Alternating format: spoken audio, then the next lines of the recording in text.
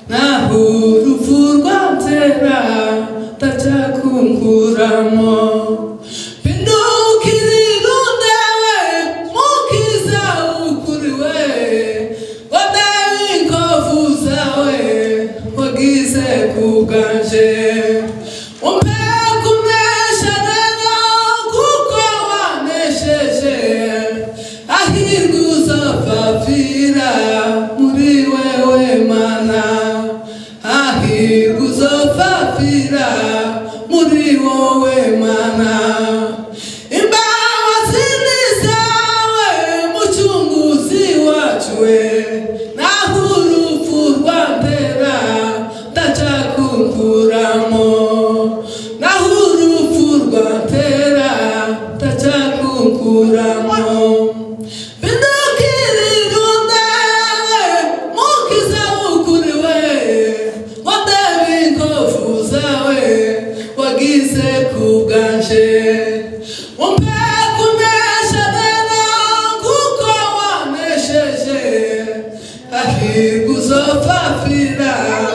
muri wewe mana we hahirwa uzopfapfira muri wewe Yesu we haleluya.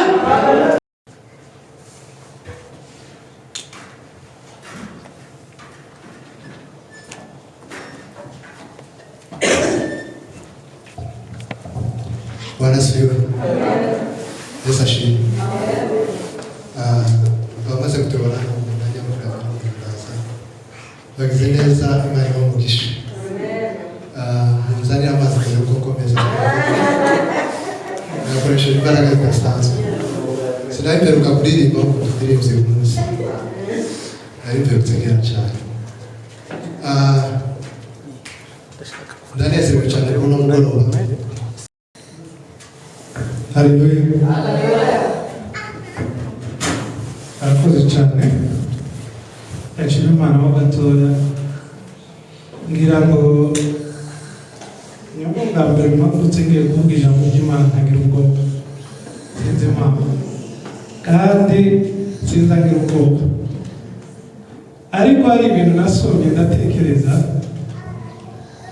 mu kanya nkomeza kubitekerezaho ngiye guhaguruka urafata kandi bwinshi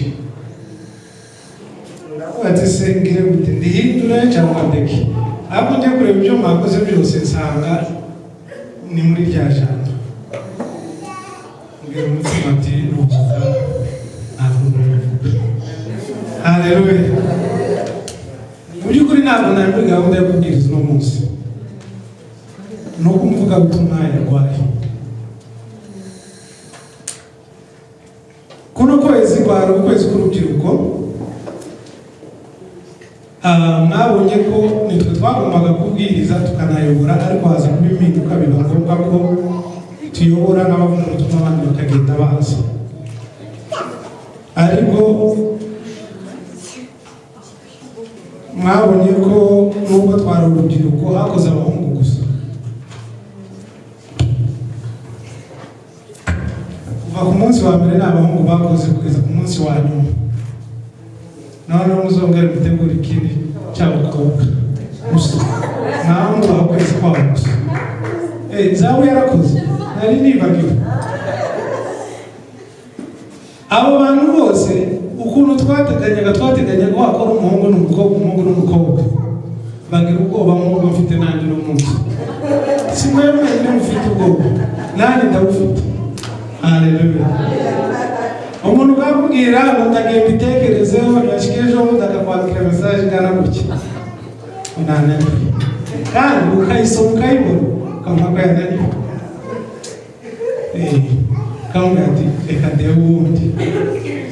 Hari n'abahungu nabo nabwiye akamubwira ngo ibyo si ibyanjye umubwira ikindi ariko Imana ishimwe. Haleluya. Umurimo w'Imana ni ikintu cyoroshye kuko ntabwo ari uwacu kandi ntabwo ari twebwe twibashisha kuwukora. Iyo bijya kuba ari imbaraga zacu cyangwa ibyo dutunze wenda byoshoboka bitewe na twase abantu bagiye babamo ariko kubera ko ari Imana yonyine haguruka Imana yonyine irivugira. Mose Imana imutoranya kujya gukurura n'Abisirayeli mu Egiputa. Imana imubwira nawe yarabanjije arisuzuma arireba agira ubwoba sirituwiwe yarahazi yari yaranahavuye atekereza gusubiramo none agiye guhangara umwami ubwoba buramufata atangira impamvu Mana urabizi sinzi kuvuga ati ndi kimwe nubwo sinobasha kuvuga shaka undi muntu ushoboye kuvuga aba ari ubwenge. Imana iramubwira ati ako kazi ni akanje, uwo uzajya uvuga aba ari byo usobanura kandi nzakwerekana. Amahoro kurugo. Haleluya. Uno munsi turaganira ijambo rivuga ngo komeza icyo wahawe. Komeza icyo wahawe. Ni nabyo ndarishyize kuri amaze kutubwira hano. Dufate Bibiliya zacu. Ndagira ngo mumpere pasiteri mikrofone ndaza dusomera ahantu hanini cyane.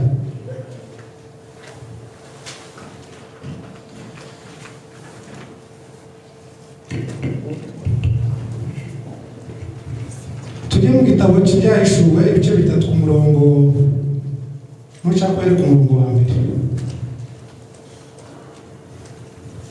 Igihe bireba reka njye nsome muri Timoteyo wa 2 ku gice cya 13 kugeza ku cya 14. Paulo yandikira Timoteyo aramubwira ujye ukomeza icyitegererezo cy'amagambo mazima wanyumvanye, gukomereshe kwizera n'urukundo rubonerwa muri Kristo Yesu. 14. Ikibisanyo cyiza wabikijwe ukirindishe umwuka wera utubamo. Tangira ngaho. Komeza ndakubwira. Rwandiko rwandikiwe ab'Isarudi. Bandikiwe marayika w'itorero ry'Isarudi uti ufite imyuka 7 y'Imana n'inyenyeri 7 aravuga aya magambo ati z'imirimo yawe nuko ufite izina ry'uko uriho nyamara ukaba uri intumbi. Jya uba amaso ukomeze ibisigaye bigiye gupfa kuko nabonye ko ari nta mirimo mwakoze itunganye rwose imbere y'Imana yanjye. Nuko ibuka ibyo wakiriye n'ibyo wumvise ubyitondere kandi wihane. Ariko rero nutaba amaso zaza kumujura nawe ntuzamenya igihe nzagutungurira.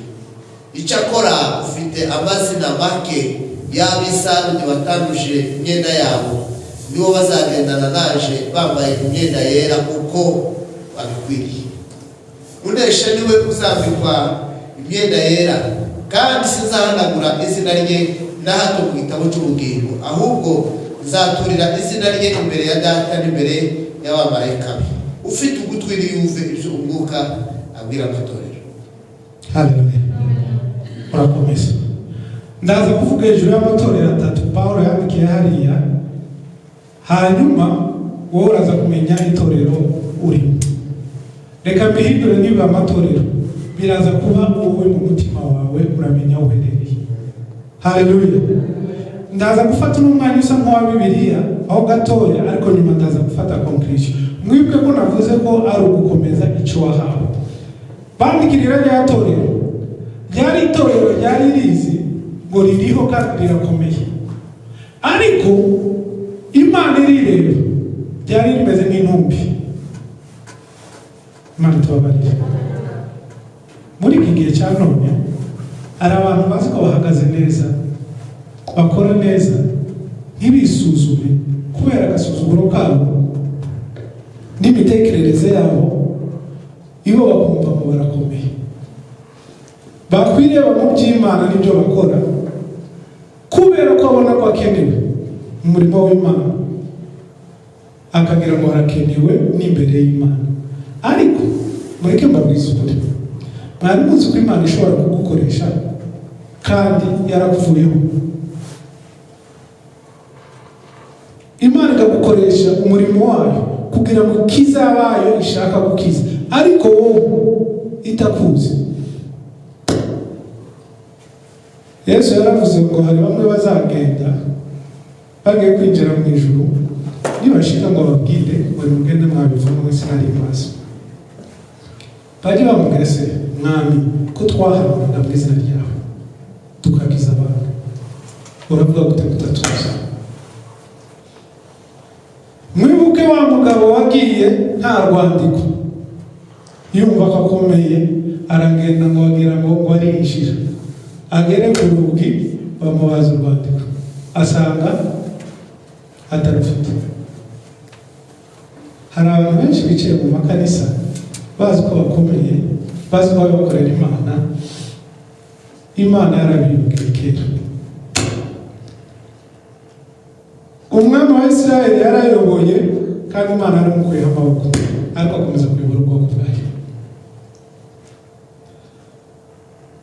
Ni igihe cyo kwisuzuma mu mutima wawe, urebe inzira ndimo kuko niyo icyo nahawe naragikomeje ndacyagifite cyangwa ntacyo gifite. Komeza ijambo ry'Imana mu rwandiko aho yandikiye irindi torero. Urwandiko rwandikiwe ab'i Filadelfiya. Wandikire marayika w'itorero ry'i Filadelfiya uti: wera kandi w'ukuri, ufite urufunguzo rwa Dawidi, ukingura ntihagire ukinga kandi ukinga ntihagire ukingura. Aravuga aya magambo ati: nzi imirimo yawe, dore nshize imbere yawe urugi rukinguye kandi ntawubasha kurukinga. Kuko ufite imbaraga nke, nyamara ukitondera ijambo ryanje, ntiwahakane izina ryanje. Dore nguhaye bamwe bo mu isinagogi ya Satani, biyita Abayuda nyamara atari bo, ahubwo ari abanyabinyoma. Dore nzabahata kuza kubikubita imbere y'ibirenge byawe, bamenye yuko nagukunze, kuko witondeye ijambo ryo kwihangana kwanje. Rino torero niryo torero ryari ryarabitse ijambo ry'Imana, rirarizirikana, rirarikomeza. Kubera kuzirikana icyo bahawe, Imana irababwira ngo nkinguye urugi rwanjye kandi nta muntu uzarufunga. Haleluya. Iyo wabitse amagambo y'Uwiteka muri wowe, ukayuzuza muri wowe, Imana igufungurira amarembo yayo. Nubwo turi mu isi y'ibigeragezo n'ibibazo, nta muntu n'umwe ushobora kugukoraho.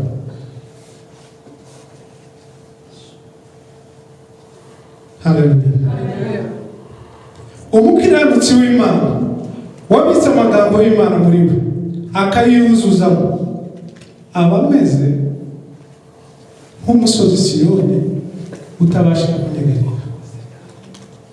Nuko ngewe iyo nibutse iryo jambo, hari ngenda ntekereza umusozi nkabona udakomeye cyane, kubera nkurikije ibisasa abantu barimo gukora buri munsi, wabitera umusozi ukariduka ukavaho ugasenyuka.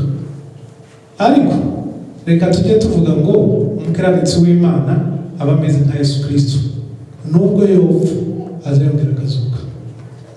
Haleluya. Komeza kwitorera rya nyuma, simvuga byinshi kugira ngo tutanihuta ninjira mu ijambo.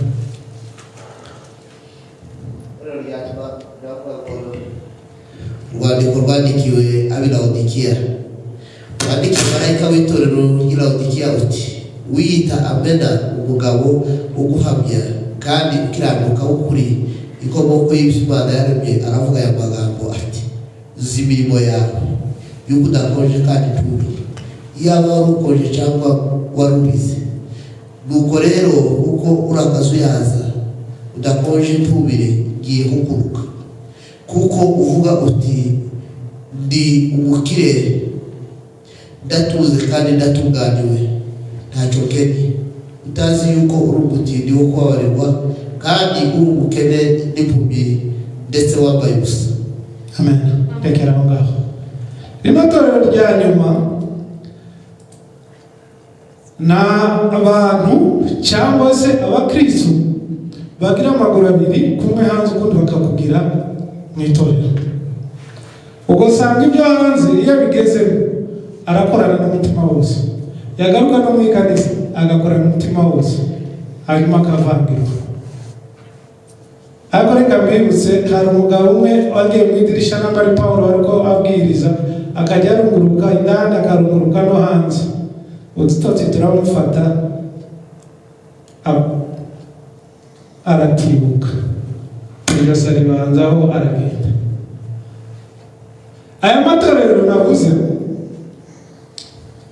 umuntu wenyine mu mutima we arashobora gusuzuma akamenya uwo ari we.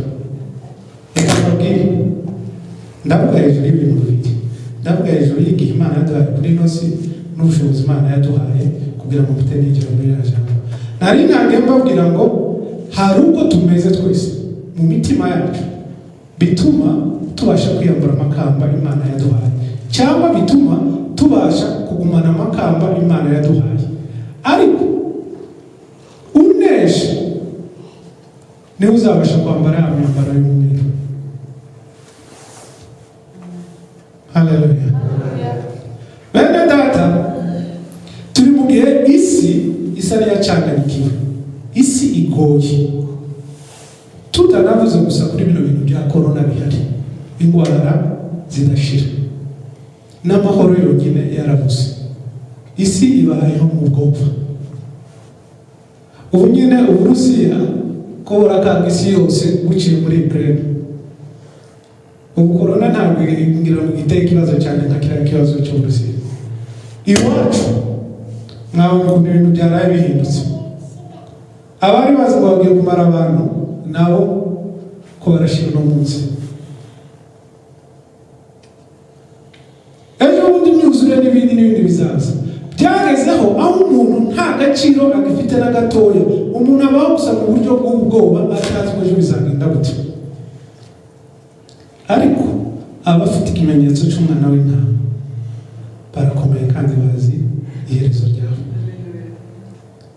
Ubu nyine umuntu kuri ino si turimo, umukene udafite amafaranga nta jambo akigira, ntibakimenya kuri ino muntu. Ariko igipfu gifite amafaranga, umugome ufite amafaranga, umutindi ufite amafaranga, niwe mugabo.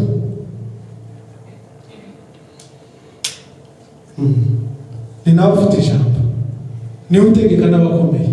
Ndetse hari n'abo bafite amafaranga bakoresha abakozi b'Imana kubera amafaranga bafite. Babandi nabo bakurikira inyungu bakinjiramo bagatanga impano zabo bazikoresha ku nyungu za hano ku isi. Ariko reka mbabwire, nubwo ibyo byose bimeze, hari icyo twasezeranyije, hari icyo twahawe, tugikomeze. Haleluya.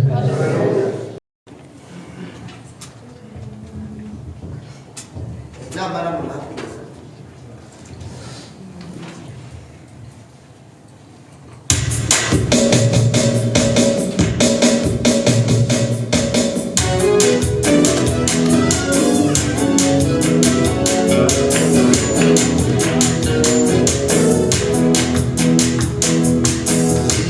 Katika dunia